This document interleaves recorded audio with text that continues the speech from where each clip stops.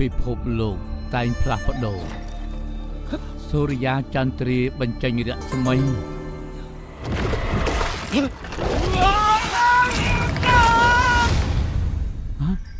ក្នុងអណ្ដូងនេះមានពិភពមួយផ្សេងទៀត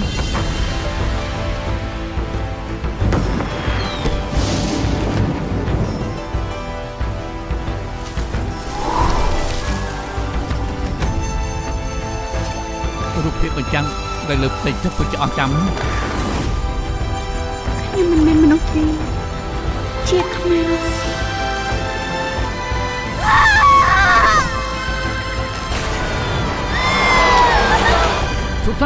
ឈប់សិន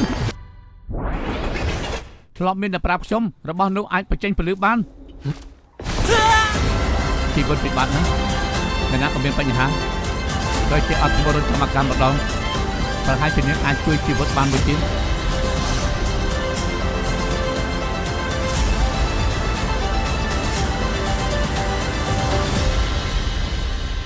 អ្នកណាហ៊ានចូលប្រាសាទនេះទាំងយប់